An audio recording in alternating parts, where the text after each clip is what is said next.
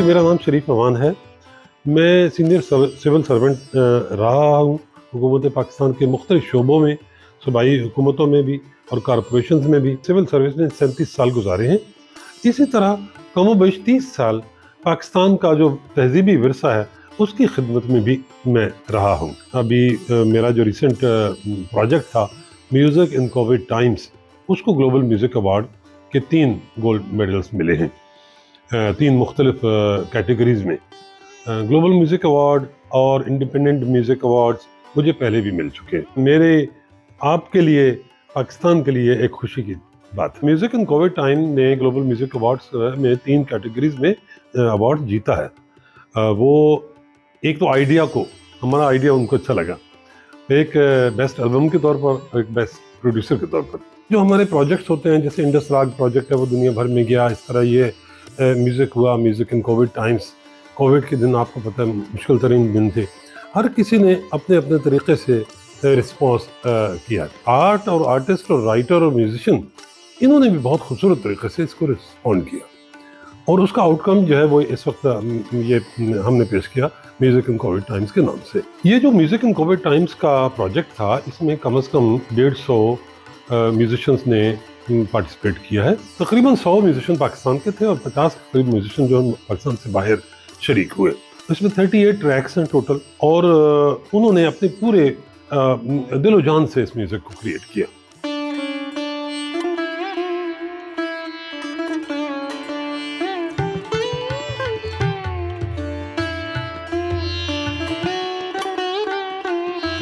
Covid की चूंकि restrictions थी, हम लोगों को बुला के उनकी परफॉर्मेंस और महफिलें और ये सिलसिला नहीं कर सकते थे, फेस्टिवल्स होना बंद हो गए थे। तो हमने पूरी दुनिया के जो हमारे कांटेक्ट के म्यूजिशियंस थे और जो इसी जॉनरे में, यानी हमारे पाकिस्तानी क्लासिकल और फोक म्यूज़िक और साउथ एशियन म्यूज़िक सारा, उनको फिर हमने कांटेक्ट करके वहाँ पर हमारी इतना रिसोर्स ज़रूर था कि हमने उनको वहीं रिकॉर्ड किया।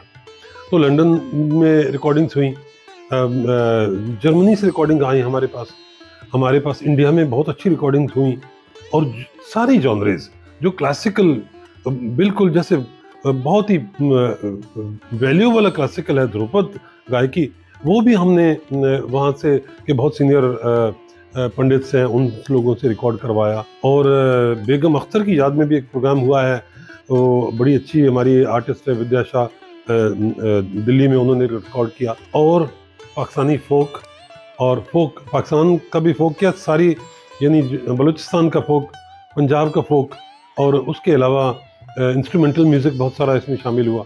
असल में मैं उस मामले में डील नहीं करता कि जिसमें मैं उम्मीद रखूं कि मीडिया वाले आएँ और हमसे पूछें। ये जो आर्ट म्यूज़िक है, इसकी खुशी आपकी ज़ाती होती है और वो कोई आपसे शेयर भी नहीं करता। जो इसको सुनेगा उसको अच्छा लगेगा। हमने कभी ये अपने कोई भी काम इस नीयत से किया ही नहीं है कि इस पर बहुत बड़ी वाह वाह होनी चाहिए।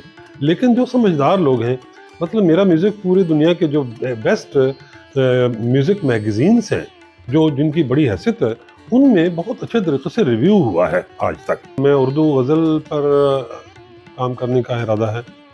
उर्दू गज़ल आप ये देखिए हमारे यहाँ कभी इरेलेवेंट नहीं हुई, क्योंकि हमारी शायरी कभी इरेलेवेंट नहीं हुई।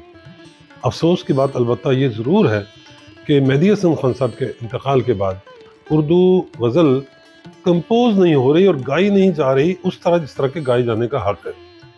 आज के शायर ऐसे कमाल के उर्दू गज़ल कह रहे हैं कि जिसकी इंतहा कोई नहीं।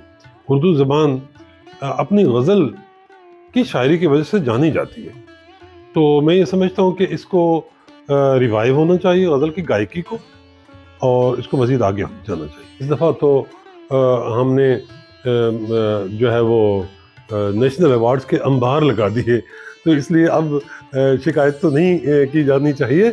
लेकिन अगर शिकायत है मुझे, तो वो मेरे अपने आर्टिस्टों के लिए है कि उनको बहुत सारे ऐसे लोग हैं जो कि जिनको कौमी अवार्ड्स मिलने चाहिए, तो उनको नहीं मिल रहे और ये ज़्यादती है। बिल्कुल।